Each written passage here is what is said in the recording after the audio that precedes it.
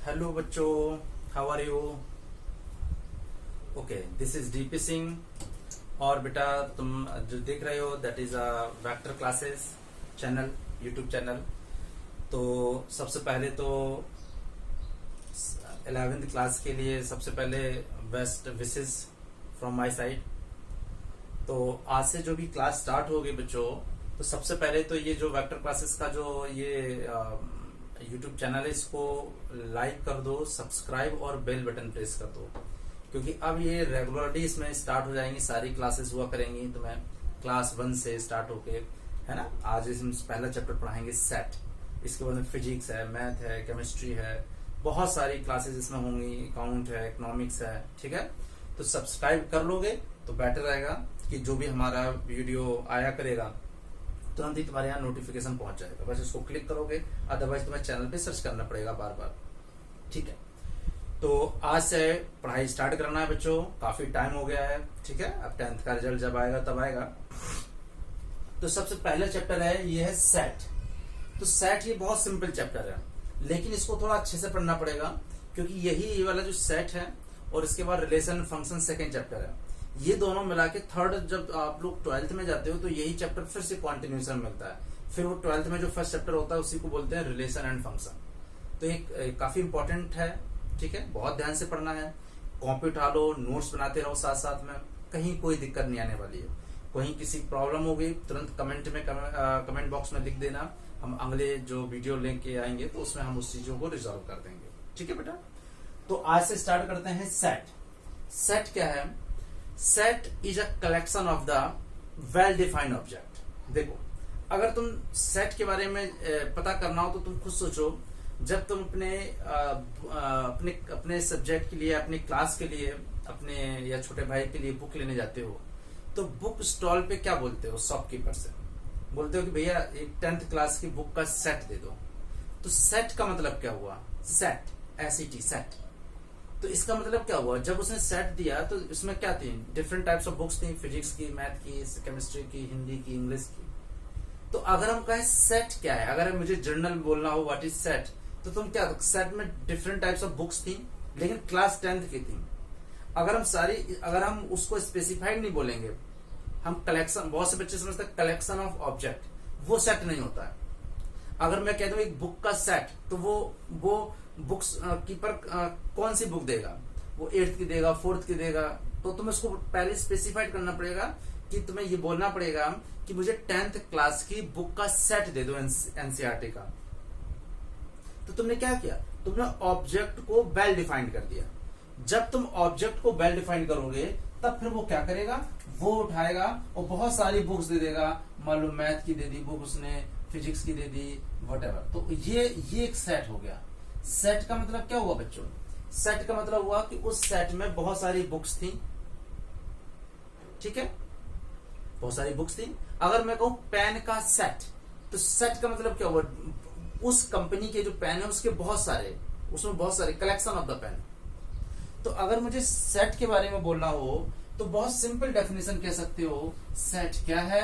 It is a collection of well defined object. तो देखो बच्चों क्या हुआ?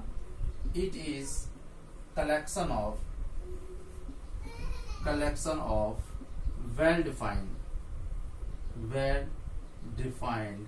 ऑब्जेक्ट।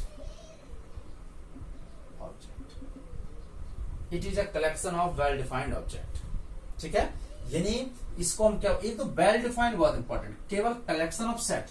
सेट का मतलब ये नहीं कि बहुत सारे ऑब्जेक्ट रखे हुए हैं। जैसे अगर मुझे एग्जांपल लिखना हो तो एग्जांपल क्या हुआ? अगर मैं कहूं कि अगर set of vowels in English alphabet, तो लिखते कैसे इसको? अभी मैं लिखने का तरीका बताऊंगा। अगर तुम्हें लिखना हो set of vowels in English alphabet, तो तुम कैसे लिखोगे? तुम लिखोगे इंग्लिश अल्फाबेट में कौन कौन से होते हैं? A, E, I, O, U। तो ये कर्ली ब्रैकेट के अंदर और कॉमा में इसको एलिमेंट को अलग अलग रख देंगे। ठीक है, ये रिप्रेजेंट करने का भी मैं आगे बताऊंगा कि सेट को रिप्रेजेंट कैसे करते हैं। तो इसके 2 मेथड होते हैं रिप्रेजेंट करने के, तो वो तो अभी जस्ट 5 मिनट बाद बताऊंगा। लेकिन अभी समझना है कि collection of vowels in English alphabet, तो इंग्लिश अल्फाबेट में वॉवेल्स कितने होते हैं? ए E I O you 5 vowels होते हैं, तो उनका कलेक्शन। तो ये क्या हो गया बच्चों? ये सेट हो गया। अगर तुमसे हमें पूछा जाए कि set of prime number less than 5, अगर मैं दूसरा एग्जांपल लेता हूं, ये एग्जांपल 1 हो गया, एग्जांपल दूसरा लेना हो, अगर मैं कहूं सेट ऑफ इवन नंबर्स, ऐसे लिख सकते हो, set of even number less then 10। तो उसने बोला set of even numbers, even natural number भी कह सकते हो, even numbers, even natural number भी कह सकते हो, ठीक है, natural number, set of even natural number less then 10। तो देखो बच्चों सेट क्या होगा? इवन नंबर, तो देखो 2 4 6 8, 10 से छोटा है तो ये नहीं लिखेंगे, 10 नहीं लेंगे। तो कलेक्शन ऑफ इवन नंबर। अगर मुझे लिखना हो set of natural number less than 5, set of natural number, okay. तो मतलब क्या हुआ बच्चों? सेट क्या हुआ? सेट में अगर हम डिफाइन नहीं करेंगे, यहाँ पे अगर मैं ये नहीं बोलूंगा कि इवन नेचुरल नंबर, तो क्या तुम यहाँ पे लिख पाओगे? जब तक मैंने वॉवेल्स को स्पेसिफाई नहीं किया तब क्या तुमने लिखा? तो सेट का क्या मतलब है? सेट कलेक्शन ऑफ ऑब्जेक्ट तो होता है, no doubt, but it is specified. जब तक आप उस ऑब्जेक्ट को स्पेसिफाइड नहीं करोगे तब तक वो तुम्हारा सेट नहीं होगा। Got it? ये दिमाग में सेट कर लेना। देखो और एग्जांपल के थ्रू हम लोग समझने की कोशिश करते हैं। अगर बच्चों ये दोनों लिख लो, नोट कर लो, नोट तुरंत पॉज करके नोट जरूर करते रहा करो। मैथ को पढ़ने के लिए बेटा सबसे पहले कॉपी या रजिस्टर पेन जरूर होना चाहिए, लेटे लेटे मैथ नहीं सीख सकते हो, ठीक है, ओके। अब बच्चों क्या करना है? अगर हम मान लेते हैं और एग्जांपल लेते हैं थोड़ा समझने के लिए, ठीक है। तो देखो अगर हम बोले सेट ऑफ, एग्जांपल थर्ड देखते हैं, set of name of month,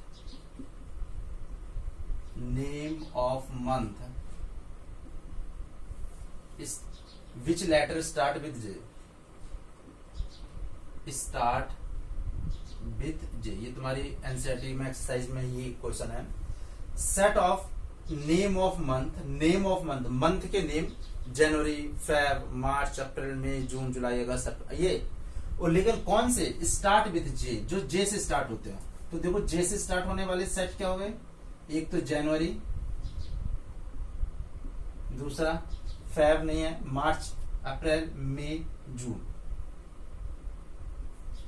July, January, Feb नहीं होता है, मार्च नहीं होता है, जून, जुलाई, अगस्त, सितंबर, अक्टूबर, नवंबर, दिसंबर। तो ये जे से स्टार्ट होने वाले हो गए, जो जे से स्टार्ट हो, जनवरी, जून और जुलाई, जनवरी, जून एंड जुलाई। कितना आसान है। अब उसने स्पेसिफाइड बोला कि वो मंथ के नेम लिखने हैं जिनके जो नेम है वो जे से स्टार्ट हो रहे हैं। तो एक तो जनवरी में जे है, एक तो जून में जे है, एक तो जुलाई में जे है। अगस्त, सितंबर, अक्टूबर, नवंबर, दिसंबर, उसमें कहीं जे स्टार्ट नहीं हो रहा। हो गया। अगर मैं कहूं सेट ऑफ नेचुरल नंबर, अगर मैं कहूं सेट ऑफ प्राइम, या ये कह सकते हैं set of natural number less than 5, set of natural number less than 5, तो देखो कैसे लिखोगे? 5 से छोटा, तो देखो 1 2 3 4, ये नेचुरल नंबर है। जो 5 नेचुरल नंबर 0 नहीं 1 से स्टार्ट होते हैं, 1 2 3 4 5 6 7, लेकिन जाते कहां तक है? इंफिनिटी तक जाते हैं। लेकिन मुझे 5 से लेस लिखना था तो मेरा नेचुरल नंबर केवल 4 तक हुआ। तो बच्चों समझने की बात क्या है, सेट को लिखते कैसे हैं? अभी हम रिप्रेजेंटेशन पे आ रहे हैं। एक तो ये जो कर्ली ब्रैकेट में हम कॉमन लिखते हैं, इसको रोस्टर फॉर्म कहते हैं। अभी मैं आ रहा हूं उस पे, लेकिन अभी मेरा मेन मोटो था, जो मेन पर्पस था तुम्हें बताने का कि सेट क्या है। तो सेट क्या है? सेट समझ में आ जाएगा कि अगर वेल डिफाइंड ऑब्जेक्ट हैं, अगर उसने कहा set of natural number less than 5, तो मुझे पता है कि 5 से छोटे नेचुरल नंबर 1 2 3 4 होंगे। अगर मैं कहूं कि एक set of month, name of the month लिखने हो, लेकिन वो लिखने हैं जो जिनका स्टार्टिंग जे से हो रहा हो, तो जनवरी, जुलाई, जून और जुलाई, ये जे से स्टार्ट हो रहा है, तो ये सेट हो गया। तो इसमें क्या है, बहुत सारे ऑब्जेक्ट, इनको हम एलिमेंट कह लो या इनको ऑब्जेक्ट कह लो, और करली ब्रैकेट के इनको अंदर रख देते हैं। तो दीज आर द सेट। अगर तुमसे कोई कहे सेट क्या है, व्हाट इज सेट, तो तुम्हें बच्चों क्या बोलना है, set it is a collection of object. बहुत सारे ऑब्जेक्ट का एक कलेक्शन होता है, लेकिन ऑब्जेक्ट वेल डिफाइंड होने चाहिए। जब तक ऑब्जेक्ट वेल डिफाइंड नहीं होगा तब तक तुम सेट नहीं लिख पाओगे। तो first of all the element या सेट, जो एलिमेंट हैं वो वेल डिफाइंड होने चाहिए। क्लियर हुआ? अगर यहीं पे हम इवन नंबर लिख देंगे लेस देन 5, तो यहां से 3 और 1 हट जाएगा, केवल 2 और 4 रहेगा। तो वेल डिफाइंड होना बहुत जरूरी है। ठीक है, तो सेट नोट कर लो। आई थिंक सेट आ गया होगा। It is a collection of well defined object. Collection of मतलब बहुत सारे ऑब्जेक्ट का कलेक्शन होता है, सेट के नाम से ही पता चल रहा है ना। Set, there are number of object. अगर मैं 10th क्लास की बुक का सेट लेता हूं तो उसमें हिंदी की होगी, इंग्लिश की होगी, मैथ की होगी, बहुत सारी होंगी, SST होगी, तो डिफरेंट बुक्स हैं उसमें 10th क्लास की, तो वो एक सेट हो गया, एक बंडल हो गया। सेट भी यही चीज होती है, ये एक बंडल है, बहुत सारे एलिमेंट का एक बंडल होता है, that is called the set. Okay बच्चों, नोट कर लो। अब इसके बाद आते हैं रिप्रेजेंटेशन ऑफ सेट पे। तो पहले इसको नोट करो। आई थिंक समझ में आ गया होगा। इसको वीडियो को पॉज करके जरूर देखते रहा करो, ठीक है? ओके,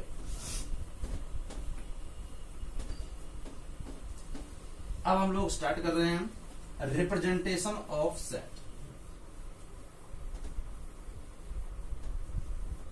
तो देखो,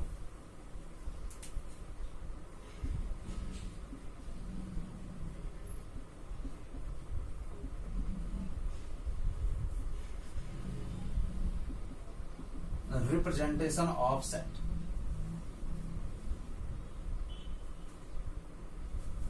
ओके, तो इसके दो तरीके होते हैं। पहला होता है रोस्टर फॉर्म,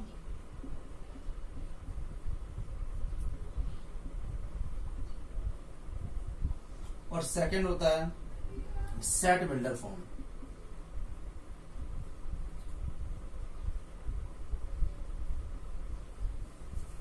बच्चों एक चीज समझ लो, सेट को रिप्रेजेंट करने के दो तरीके होते हैं। पहला रोस्टर फॉर्म और दूसरा सेट बिल्डर फॉर्म। इससे एक क्वेश्चन जरूर एग्जाम में आता है कि इसको सेट बिल्डर फॉर्म में लिखो या इसको रोस्टर फॉर्म में लिखो। तो देखो, रोस्टर फॉर्म में लिखना बड़ा आसान है, तो पहले हम लोग रोस्टर फॉर्म ही समझते हैं। तो देखो, पहले हम लोग समझने की कोशिश करते हैं रोस्टर फॉर्म क्या होता है। तो पहला हम लोग देखने जा रहे हैं रोस्टर फॉर्म।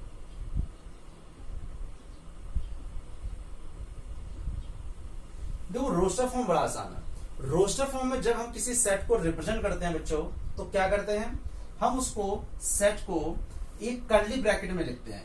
हम एक्सप्रेस करते हैं उसको कर्ली ब्रेसेस में, और एलिमेंट को उसके अंदर ABC एलिमेंट को उसके अंदर हम लोग रिप्रेजेंट करते हैं। जैसे मैंने बोला set of natural number less than 5। तो देखो, अगर मुझे लिखना हो इसी को, अगर मैं एग्जांपल 1 ले लेता हूं, सेट ऑफ नेचुरल नंबर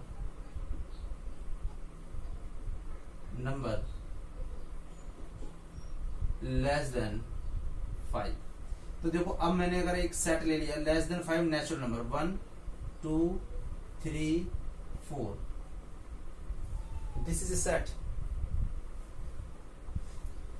यही होता है रोस्टर फॉर्म में। मतलब क्या है, रोस्टर फॉर्म को लिखने के लिए हम एलिमेंट को कर्ली ब्रैकेट, ध्यान ये रहे बच्चों, ना तो हम स्मॉल ब्रैकेट लगाएंगे ना हम बिग ब्रैकेट लगाएंगे।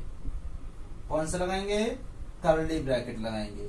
अभी हम सब इसी चैप्टर में समझाएंगे। ये अब 10th क्लास नहीं है। 10th क्लास में मैथ में तुम कोई भी ब्रैकेट लगा देते थे। अब यहाँ स्मॉल ब्रैकेट का अलग मायने होगा, इसका अलग मीनिंग है। इनक्वालिटी भी मैं पढ़ाऊंगा इसी में। और जब बड़ा ब्रैकेट लगाएंगे, बिग ब्रैकेट करते हैं उसको, इसका अलग मतलब है, और कर्ली ब्रैकेट का अलग मतलब है। जब मैं जिस ब्रैकेट को बोलूं तब तुम्हें उसी ब्रैकेट को अप्लाई करना है। तो रोस्टर फॉर्म में हम इन दोनों ब्रैकेट को गलती से ये मत समझना कि ब्रैकेट्स हैं। अगर जिसने यहाँ पे स्मॉल ब्रैकेट लगा दिया उसका ये क्वेश्चन गलत हो गया। केवल और केवल कर्ली ब्रेसेस में ही लिखना है। अगर स्मॉल लगा दिया तो इसकी पूरी डेफिनेशन चेंज हो जाएगी। हमें केवल और केवल जो बताया जा रहा है कर्ली ब्रैकेट लगाना अब सही है। ठीक है, तो ये दोनों स्मॉल और बिग ब्रैकेट्स कभी नहीं लगाने हैं। पहली चीज तो ये है। आई थिंक समझ में आ गए होंगे, सब नोट करते जाया करो। ठीक है, तो रोस्टर फॉर्म जो मैंने अभी बताए थे सारे सेट जो भी कर्ली ब्रैकेट में लिखे जाते हैं और कर्ली ब्रैकेट के साथ में अंदर एलिमेंट को इंसर्ट करते हैं। एलिमेंट का मतलब क्या हुआ, जो कह रहा है नेचुरल नंबर लेस देन 5, 5 से छोटे नेचुरल नंबर ये है। अगर मैं कहूं कि एक इंग्लिश अल्फाबेट में बॉबल्स का सेट लिखो, write a set of vowels in English alphabet, write a, दूसरा एग्जांपल ले रहा हूं, write a set of vowels, तो तुम क्या लिखोगे, A E I O U, write of set of vowels in English. तो ये क्या है, ये रोस्टर फॉर्म है। रोस्टर फॉर्म की सबसे अच्छी पहचान क्या है बच्चों, कि कर्ली ब्रैकेट के अंदर यहाँ पे एलिमेंट रहते हैं और एलिमेंट को हम कॉमा लगा लगा के अलग करते हैं। देखो ये हर एलिमेंट कॉमा में, ये हर एलिमेंट यहाँ पे कॉमा से अलग अलग है। यही पहचान है रोस्टर की।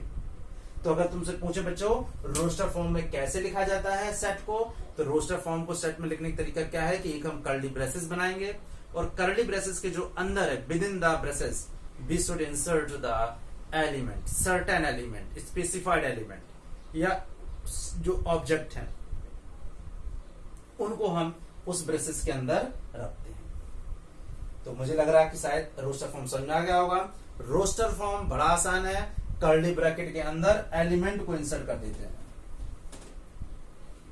अगर एक एग्जांपल और ले रहा हूं, जैसे वो कहता कि set of square of the natural number, square of the natural number, ठीक है, लेस देन 5, तो तुम क्या लिखते, 1 का स्क्वायर, 2 का स्क्वायर और 3 का स्क्वायर यानी 9, 4 का स्क्वायर 16 और 5 से छोटा था तो ये square of the natural number less than 5। 5 से छोटे जो नंबर्स हैं उनका स्क्वायर, तो देखो 1 का स्क्वायर 1, 2 का स्क्वायर 4, 3 का स्क्वायर 9, 4 का स्क्वायर 16, 5 का स्क्वायर 5 लेना नहीं, उससे छोटा लेना, तो ये सेट हो गया। तो देखो सेट का मतलब बच्चों क्या हुआ, सेट का मतलब सिंपल ये समझना है, set is a collection of the well defined object. और रोस्टर फॉर्म में लिखने के लिए हम कर्ली ब्रैकेट के अंदर एलिमेंट को इंसर्ट कर देते हैं, तो ये रोस्टर फॉर्म हो गया। Got it? नोट कर लो जल्दी से, कैसे हम लिख लेते हैं। कई बार मैं बता चुका हूं, कर्ली ब्रैकेट के अंदर, और एलिमेंट सारे आने चाहिए, all the element that should be filled in the with in the braces. Got it? Okay. अब हम लोग सेकंड लिखते हैं, ये तो हम लोग पढ़ चुके हैं रोस्टर फॉर्म। अब पढ़ते हैं सेकंड, सेट बिल्डर फॉर्म क्या होता है। ठीक है, देखो अब हम लोग पढ़ने जा रहे हैं कि हम सेट को रिप्रेजेंट करते हैं और रिप्रेजेंट करने के लिए सेट बिल्डर फॉर्म क्या होता है। तो अब हम लोग इसको पढ़ने जा रहे हैं। देखो इसको, ये हमारा हो चुका है। देखो सेट बिल्डर फॉर्म बच्चों क्या होता है, सेट बिल्डर फॉर्म में हम कर्ली ब्रैकेट तो लगाते हैं लेकिन एलिमेंट को हम इंसर्ट नहीं करते हैं, एलिमेंट को हम डिफाइन करते हैं। देखो जैसे अगर मुझे लिखना होता कि set of natural number less than 5, roster form में जैसे मैंने लिखा था set of natural number less than 5, तो मैंने ऐसे ही तो लिखा था set of natural number less than 5, ये था रोस्टर फॉर्म में। लेकिन अगर मुझे इसको लिखना हो तो मुझे क्या करना पड़ेगा बच्चों, मुझे एक डिफाइन करना पड़ेगा। देखो कैसे, कर्ली ब्रैकेट तो लगा एक्स, और एक्स को मैंने डिफाइन करना, एक्स एक वेरिएबल है। सेट बिल्डर फॉर्म में एक वेरिएबल लेना पड़ेगा, हमने एक एक्स ले लिया और एक्स को डिफाइन कर दो। एक्स क्या है, x is a natural number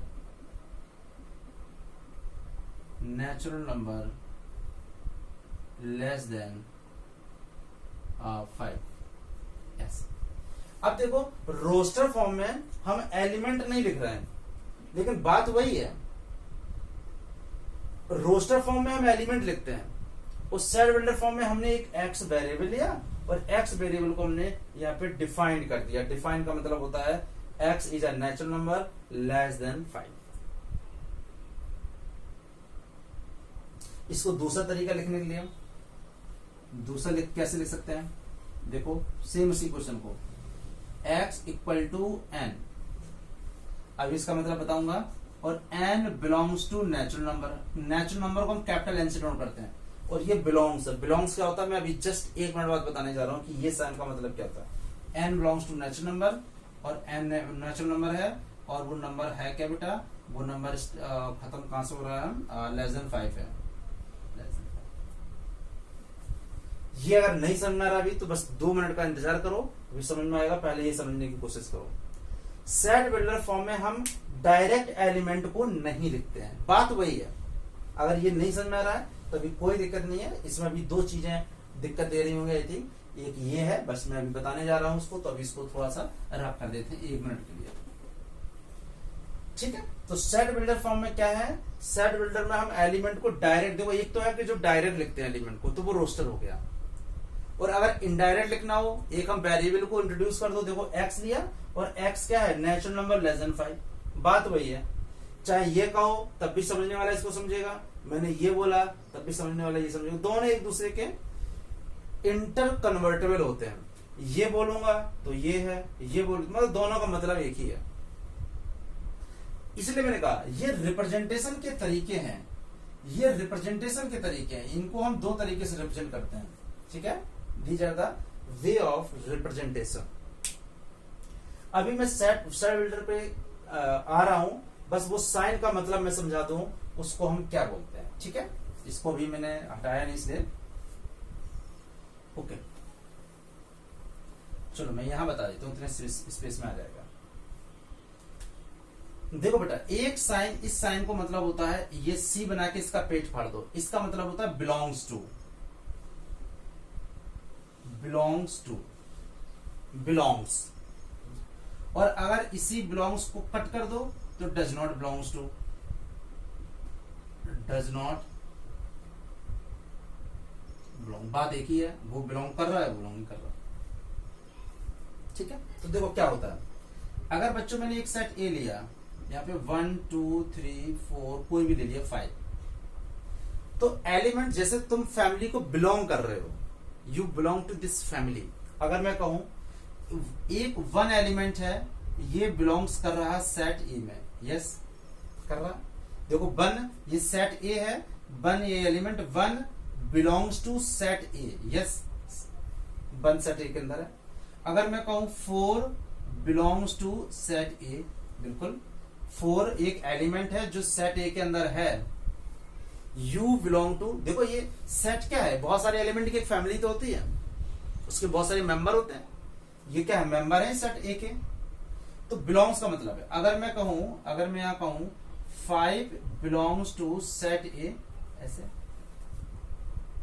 5 उस सेट के अंदर प्रेजेंट है तो हम बिलोंग्स टू कहेंगे, 1 उस सेट के अंदर प्रेजेंट है तो बिलोंग्स टू, 4 उस ए के अंदर है। अब जैसे मैं कहता 6 बिलोंग्स टू सेट ए, 6 क्या इसके अंदर है, नहीं है, वो बिलोंग नहीं कर रहा, वो बाहर का आदमी है, तो मैंने कह दिया 6 does not belongs to A.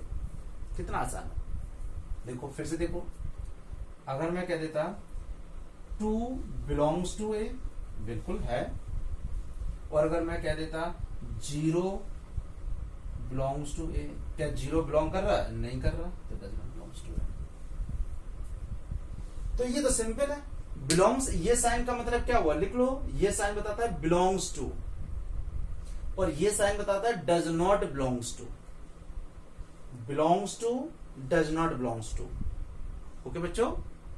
Belongs to 1 उसके अंदर है, अगर वो एलिमेंट उसके अंदर प्रेजेंट है तो 1 बिलोंग्स टू ए, 4 उसके अंदर प्रेजेंट है तो 4 बिलोंग्स टू ए, अगर यहाँ पे 6 नहीं है तो डज नॉट बिलोंग्स टू ए, और इसका कोई मतलब नहीं होता। तो ये साइन समझ। अब देखो, अगर मैंने जो दूसरा तरीके से लिखा था, अब समझ में आ जाएगा, देखो कैसे,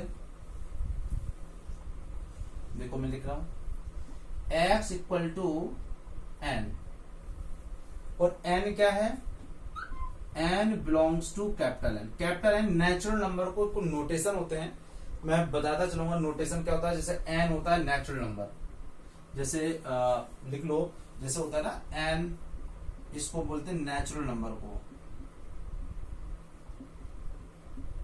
ऐसे जो z होता है इसको रिप्रेजेंट करते हैं इंटीजर से,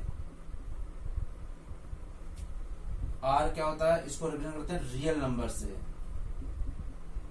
तो कुछ और भी आते जाएंगे, तो इनको स्टैंडर्ड्स होते हैं, इनको पता होना चाहिए कि N for natural number, Z for integer, R for real number.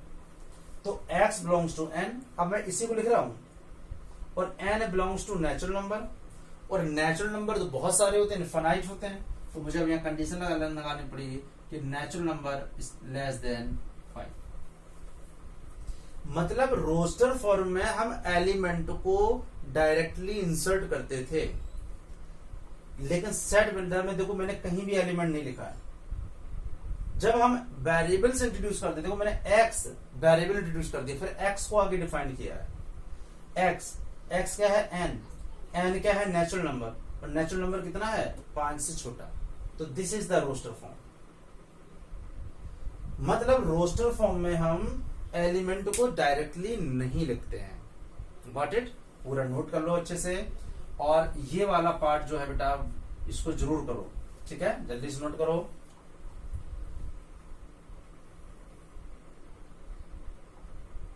जल्दी से, ओके 1 2 3, ओके। बिलोंग्स और डज नॉट बिलोंग्स टू भी कर लिया होगा, पॉज करके नोट कर लिया करना, अगर जो लिखते समय छूट रहा है कोई दिक्कत नहीं है, वीडियो के बाद में जब देख लो सारा तो उसको पॉज करके लिख लिया करो। अब देखो, जैसे अगर मुझे लिखना होता है, मुझे लिखना था set of vowels in English alphabet, तो देखो मैं कैसे लिखता, सेट बिल्डर। अगर मैं इसी को रोस्टर में लिखता तो मेरा हो जाता ए ई आई ओ यू, ये हमारा किसमें हो गया, रोस्टर फॉर्म में हो गया। अब यही अगर मुझसे कह रहा है कि सेट बिल्डर में लिखो, तो देखो एक्स, और x is a vowels in English alphabet, ये लिखना पड़ेगा। देखो सेट ए और एक्स है, x is a vowels in English alphabet, x is a vowels in English alphabet. Okay, जल्दी से नोट कर लो बच्चों।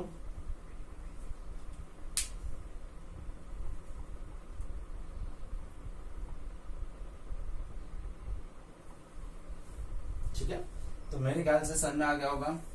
अच्छा, दूसरा ये है, ये एक दूसरे से इंटर कन्वर्टेबल होते हैं। देखो जैसे रोस्टर फॉर्म को हम सेट बिल्डर के फॉर्म में लिख सकते हैं, और सेट बिल्डर को हम रोस्टर के फॉर्म में लिख सकते हैं। देखो अभी मैंने बताया भी था, वही वॉवेल्स को जब मैंने लिख दिया था तो वो रोस्टर फॉर्म में था, जब मैंने डिफाइन किया तो वो उसमें हमेशा इंटर कन्वर्टेड होते हैं। ठीक है, ठीक है, आप समझ में आ गया? तो मैं अब रब कर रहा हूं, कुछ हम क्वेश्चंस को देखते हैं। ठीक है, क्वेश्चन है, right a solution set of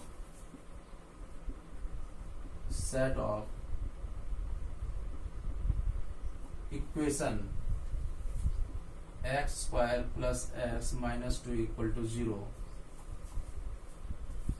in roster form।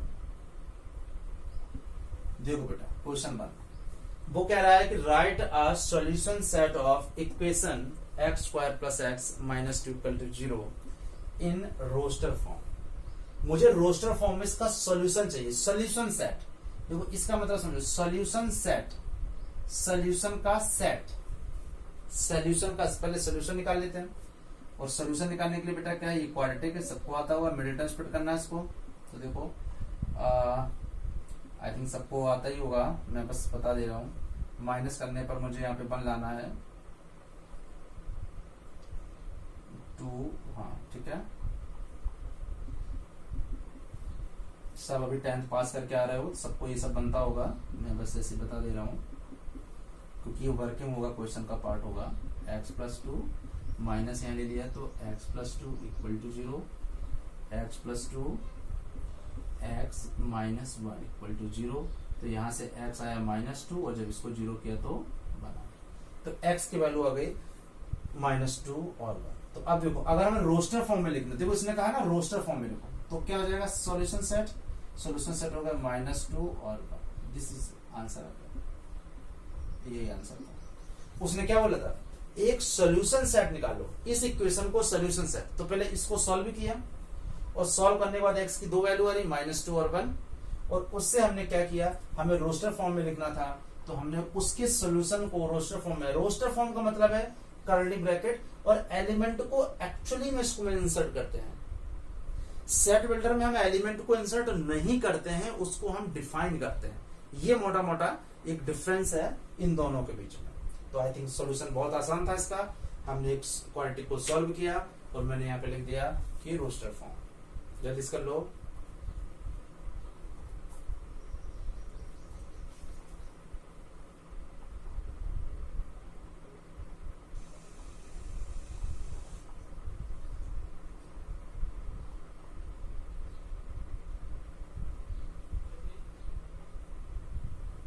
लिखा बेटा? ओके, दूसरा क्वेश्चन देखते हैं, नोट करते जाया करो बच्चों।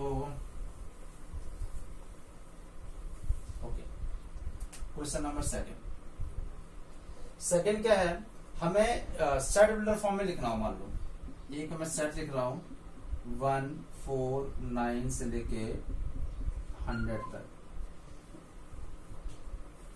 ओके, राइट, मुझे क्वेश्चन लिखना है, राइट इसको, right this set in set builder form, set builder form. काफी सिंपल है चैप्टर, ये बहुत आसान है, देखना एक बार। अब देखो देख के लग रहा है, देखो बेटा अगर इमेज थोड़ा सा पैटर्न को देखें तो 1 का स्क्वायर है, ये देखो 2 का स्क्वायर है, ये देखो 3 का स्क्वायर है, ऐसे ही ये किसका स्क्वायर है, 10 का स्क्वायर है। तो अब इसके लिखने के 2 तरीके, मुझे सेट बिल्डर फॉर्म में इसको रिप्रेजेंट करना। मुझे पता चल गया कि कर्ली ब्रैकेट के अंदर एलिमेंट लिखे हुए हैं, मतलब ये कौन सा फॉर्म है, रोस्टर फॉर्म है। जब भी कभी कर्ली ब्रैकेट के अंदर कॉमा लग के अगर एलिमेंट आ गए कॉमा में, तो समझ लो वो रोस्टर है, और अगर एलिमेंट इंसर्ट नहीं है, उसको वेरिएबल में इंट्रोड्यूस किया गया, समझ लो वो सेट बिल्डर है। अब मुझे इसको सेट बिल्डर में लिखना, तो देखो ए मैंने क्या किया बच्चों, एक हमने x ले लिया और x को मैंने ले लिया n स्क्वायर। ध्यान देना, x equal to n square, क्योंकि हर नंबर पे स्क्वायर लगा हुआ है। और n क्या है, ये 1 2 3 4 5 6 7 8 9 10। n क्या है, नेचुरल नंबर, ये square of the natural number ही तो देखो 1 से लेके 10 तक। तो यहाँ पे क्या लिख दिया, n बिलोंग्स टू, अभी मैंने बताया था ना belongs to, n belongs to natural, मतलब n क्या है, नेचुरल नंबर है, ये बिलोंग्स टू, अभी बताया था ना मैंने, n belongs to natural number. अब नेचुरल नंबर तो इनफाइनाइट होते हैं, 10 के बाद भी तो होते हैं, 11 होते हैं, तो 121, लेकिन ये 10 पे खत्म हो गया, तो मुझे यहाँ कंडीशन लगानी पड़ेगी, नेचुरल नंबर स्टार्ट तो हो रहे हैं लेकिन 10 और 10 से छोटे हैं, खत्म। देखो बात वही है, अगर मैं ये कहूं तो ये हो गया सेट बिल्डर फॉर्म। देखो कैसे, x क्या है, मैंने x को वेरिएबल मान लिया, x क्या है, n स्क्वायर। मैंने देखा ना 1 का स्क्वायर, 2 का स्क्वायर, 3 का स्क्वायर, n का स्क्वायर। और n क्या था, नेचुरल नंबर, रियल नहीं था। रियल होता तो वहां डेसिमल के भी स्क्वायर हो जाते, रियल में तो दुनिया का सारा नंबर रियल होता है, 1.1 भी रियल है, 2.3 भी रियल है, ठीक है। नेचुरल नंबर पे मैंने कंडीशन लगा दी कि नेचुरल नंबर 10 से छोटे हैं। इसका एक और लिखने का तरीका, जिन बच्चों को थोड़ा कम समझ में आ रहा वो भी लिख सकते हैं। देखो कैसे, x इक्वल टू x और कॉमा लगा दो, x is a square of natural number, ऐसे भी लिख सकते हैं, square of natural number less then 10, लेकिन हमेशा हम प्रेफर इसी को करेंगे, ठीक है। सिंपल लैंग्वेज जिनको अभी कम समझ में आ रहा वो ये भी लिख सकते हैं, ये क्या है, स्क्वायर ऑफ नेचुरल नंबर। देखो square of natural number less then 10, ये भी लिख सकते हो, x semicolon x is a square of natural number less then 10। लेकिन मैं तो प्रेफर करूंगा कि अब ऐसी चीजों को सीखो, 11th क्लास में आ गए हो, ठीक है, बहुत आसान है। यही जो स्क्वायर ऑफ नेचुरल नंबर वही तो है, n स्क्वायर क्या होता है, स्क्वायर ऑफ नेचुरल नंबर, और जहां लिखा लेस देन 10 वो लेस देन 10। बस इसको मैंने वर्डिंग में लिख दिया, इसको मैंने थोड़ा मैथमेटिकल एक्सप्रेशन के साथ लिख दिया। तो जो एक्सप्रेशन के साथ लिखा जाएगा वो ज्यादा इंप्रेसिव होगा रादर देन की तुमने वर्डिंग में लिख दिया। बात वही है, देखो x is square of natural number, square of, यही तो है square of natural number. Natural मैंने लिख तो दिया, ये नेचुरल नंबर है, ये स्क्वायर है, और लेस देन 10 जो लिखा हुआ है वो तुमने यहाँ ये लिख दिया, लेस देन 10 वही लिखा हुआ है, दोनों सेम चीज है। Got it? तो ये था हमारा रोस्टर फॉर्म। क्वेश्चन क्या था, ये रोस्टर फॉर्म था, और ये हमारा सेट बिल्डर फॉर्म हो गया। क्वेश्चन में उसने बोला था कि रोस्टर को सेट बिल्डर फॉर्म में रिप्रेजेंट कर दो। ठीक है, चलो आगे देखते हैं और एक क्वेश्चन लिख लेते हैं। क्वेश्चन नंबर 3, राइट ए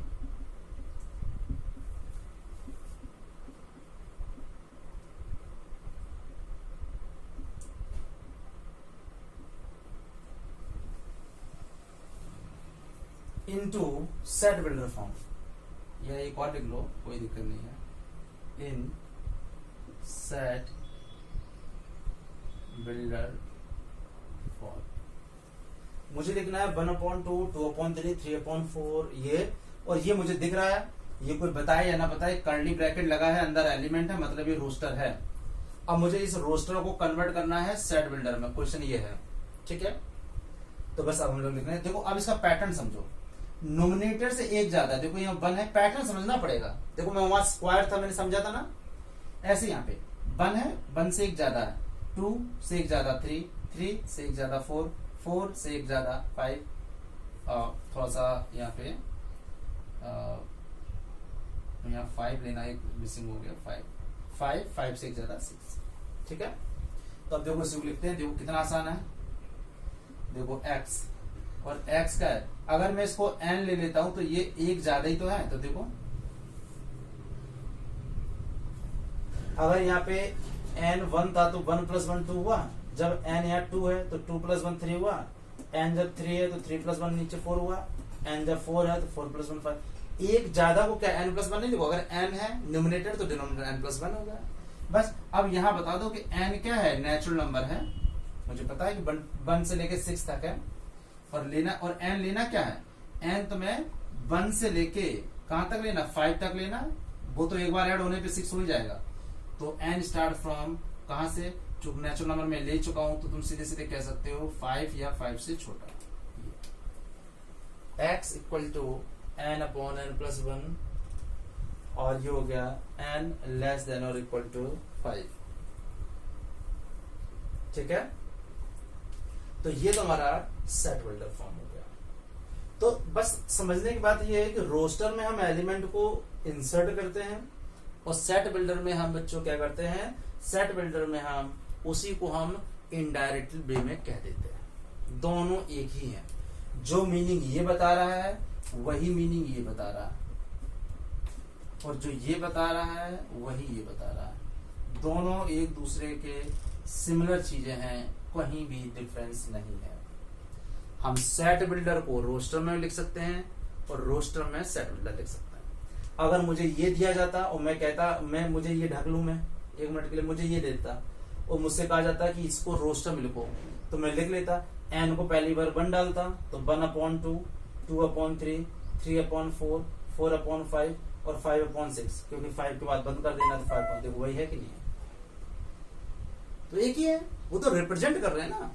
जैसे तुम्हारा नाम स्कूल में अलग होता, घर में अलग होता, तुम तो वही हो, तो सेट तो वही है, लिखने का एक का स्कूल का नाम है, एक का घर का नाम है, ऐसे समझ लो। ठीक है, तो तुमने सेट पढ़ा और उनके रिप्रेजेंटेशन पढ़े। ठीक है, और बिलोंग्स टू, ये तुम्हारी पहली एक्सरसाइज हो गई है 1.1। तो सबसे पहले घर पे एक्सरसाइज 1.1 लगाना है एनसीईआरटी से, पहले बेसिक एनसीईआरटी से ही करो। ठीक है, वहीं से बेस बनेगा ना, बाकी मैं कोई रेफरेंस बुक बताऊंगा तो तुम अभी से घबरा जाओगे। ठीक है, तो अब हम आगे चलते हैं और सेट को देखते हैं कि और यानी 1.2 की तरह। तो अब आते हैं एम्प्टी सेट। तो अब मुझे बताओ बच्चों कि एम्प्टी सेट क्या होता है। एम्प्टी सेट, अच्छा मैं नहीं बताऊं तो नाम से नहीं पता चला, एम्प्टी मतलब खाली, सेट मतलब उसमें कोई भी एलिमेंट ना हो। तो अगर मैं तुमसे कहूँ डेफिनेशन बताओ बेटा एम्प्टी सेट, तुम आराम से कहते हो ऐसा सेट जिसमें एक भी एलिमेंट ना हो। बिल्कुल सही है, यही एक्चुअल में डेफिनेशन है। अ set which does not contain any element is called empty set, और इट इज डिनोटेड एज, इसको हम लोग या तो फाई से लिखते हैं या जनरली हम खाली को एक कर्ली ब्रैकेट बना देते हैं, उसमें कुछ नहीं लिखते हैं। ऐसे दो तरीके होते हैं एम्प्टी को, या जीरो भी नहीं लिखते हैं, जीरो तो एक रियल नंबर होता है, वो तो भर गया। ऐसा set which does not contain, मैं लिख भी सकता हूं या कोई जरूर नहीं, लिख भी लो, which a set which does not contain any element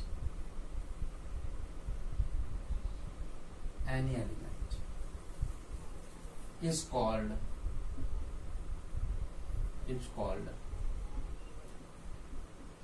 empty set, or it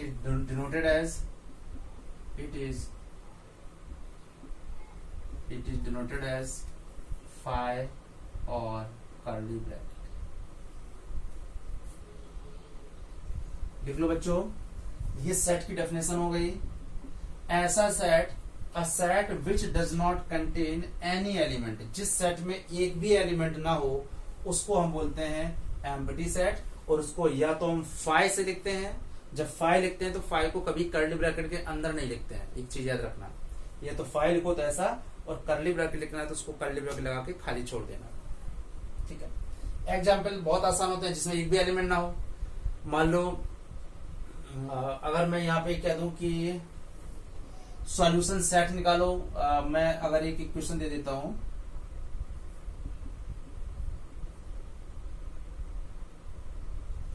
x equal to 4 और x is odd natural number, मैंने यहां दे दिया x square equal to 4, x square equal to 4 और x is odd natural number. तो अब मैं जब इसका सोल्यूशन से x is a solution set, ठीक है, समझ गए। अब इसको सॉल्व करोगे तो x स्क्वायर अगर 4 है तो x की वैल्यू बेटा क्या आएगी, प्लस माइनस 2, तो माइनस 2 आएगी, प्लस 2, अगर हम इसको कर्ली ब्रैकेट में लिखता हूं तो माइनस 2 और प्लस 2, इसका सोल्यूशन सेट क्या हुआ। लेकिन हमें x लेना क्या है, ऑड नंबर, तो क्या ये ऑड है, नहीं है, तो इसका सोल्यूशन सेट में कौन सा एलिमेंट आएगा, कोई भी एलिमेंट नहीं आएगा, खाली आ जाएगा, यानी ये समझ लो नो सोल्यूशन, क्योंकि इसका सोल्यूशन तो आ रहा है -2 + 2, लेकिन तुम्हें x तो ऑड लेना है ना, 2 भी इवन है, 2 इज इवन नंबर, तो फिर हम ऑड कहां से लाएंगे, ऑड तो कोई नंबर आ नहीं रहा सोल्यूशन। हाँ, अगर यहाँ का सोल्यूशन 1 और 3 वो 2 और 3 आता तो 2 को इग्नोर कर देते, 3 हमारा ऑड नंबर हो जाता, लेकिन यहाँ दोनों ही इवन आ रहा है, इसका मतलब इसका सोल्यूशन सेट क्या हो गया, कोई भी नहीं हुआ, नो सोल्यूशन हुआ, एम्प्टी सेट हुआ। तो एम्प्टी सेट का मतलब हुआ बच्चों ऐसा सेट जिसमें एक भी एलिमेंट ना हो, उसको हम एम्प्टी सेट कहते हैं। नोट कर लो जल्दी से।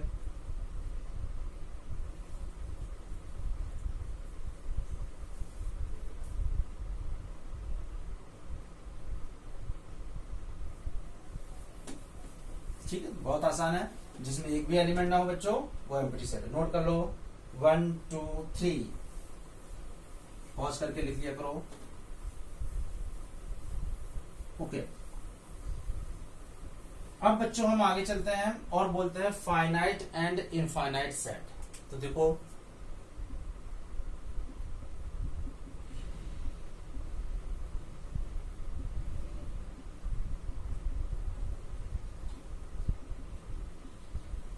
Finite and infinite set. अच्छा, ये भी अगर मैंने बताऊं तो नाम से नहीं पता चल रहा। फाइनाइट ऐसे सेट जिसमें फाइनाइट नंबर ऑफ एलिमेंट हो। अगर मैं कहूं set of natural number less than 5, तो 1 2 3 4 ही तो थे, यानी फाइनाइट है, काउंटेबल नंबर्स हैं। और अगर मैं कहूं इनफाइनाइट नंबर जिसमें अनकाउंटेड नंबर, अनकाउंटेबल, मैं कहूं सेट ऑफ नेचुरल नंबर, तो ये इनफाइनाइट है। क्यों? नेचुरल नंबर तो अगर मैंने नेचुरल नंबर लेस देन 10 बोल दिया तो फाइनाइट है, और अगर मैंने सिंपल बोला नेचुरल नंबर तो इनफाइनाइट है, क्योंकि जितना तुम सोच सकते हो उसके आगे भी तो है। मैंने तुमने 1 करोड़ सोचा, 1 करोड़ के आगे भी तो एक नेचुरल नंबर होगा उसका। ठीक है, इसका मतलब फाइनाइट और इनफाइनाइट की क्या हो गई। Finite if it contain definite numbers of element. अगर मुझे फाइनाइट को लिखना हो, अ set which contain definite number or numbers of element. A set which contain definite number of element is called finite set. Example अगर लेना है तो देख लो, a set of natural number, a set of natural number less than 5। तो देखो इसका set of natural number, अगर मैंने लिखा 1 2 3 4 5 से छोटा, तो ये देखो फाइनाइट है, इसके अंदर केवल 4 एलिमेंट है, हम काउंट कर सकते हैं। तो अ set which contain definite numbers of element, definite fix number of element हो। अगर किसी सेट में फिक्स एलिमेंट है तो वो इसको हम फाइनाइट सेट कहते हैं, वो फाइनाइट सेट है। और अगर मुझे बोलना infinite, a set which contain infinite number of element, बस डेफिनेट की जगह इनफाइनाइट कर दो, infinite numbers of element is called infinite set. और इसका एग्जांपल क्या हो जाएगा, अ सेट ऑफ नेचुरल नंबर, और जो लेस देन 5 है बस वो नहीं रहेगा। तो अब मुझे बताओ, अगर मैं कह दूंगा सेट ऑफ नेचुरल नंबर, तो अब क्या हो गया, इसको मुझे कॉमा लगा के लिखना पड़ेगा ऐसे। लेकिन इनफाइनाइट नंबर्स को हम कभी भी रोस्टर फॉर्म में रिप्रेजेंट नहीं करते हैं, क्योंकि रोस्टर फॉर्म में एक ये यहाँ पे ब्रैकेट क्लोज होता है, बट एलिमेंट मुझे पता नहीं है कहां तक जा रहा है, लास्ट एलिमेंट पता नहीं होता है, तो इसलिए हम इसको रोस्टर फॉर्म में रिप्रेजेंट नहीं करते हैं। तो देखो फाइनाइट में क्या था, सेट ऑफ अ सेट विच है फाइनाइट नंबर्स ऑफ एलिमेंट, और इनफाइनाइट में क्या हो गया, set of which contain infinite number of element. अब इसमें क्या लिखो कि इनफाइनाइट सेट को हम रोस्टर के फॉर्म में रिप्रेजेंट नहीं करते हैं, तो लिख लो infinite set does not express या डज नॉट रिप्रेजेंट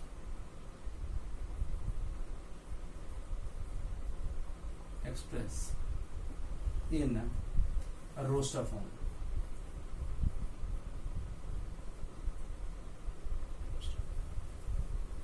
हम कभी भी इनफाइनाइट सेट को रोस्टर के फॉर्म में रिप्रेजेंट नहीं करते।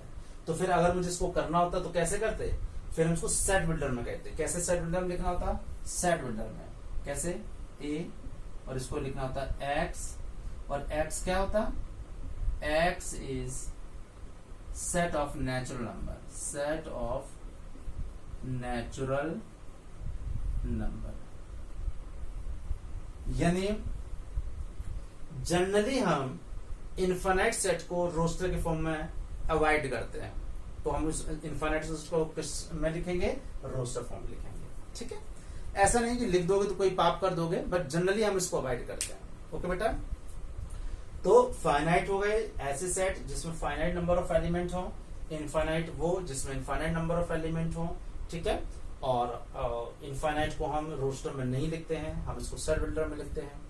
तो आज की क्लास में ये काफी इंपॉर्टेंट टॉपिक्स को हम लोगों ने डिस्कस किया बेटा, और इसको कॉपी में नोट करो, रिवाइज करते रहो, और चैनल को सब्सक्राइब जरूर करो।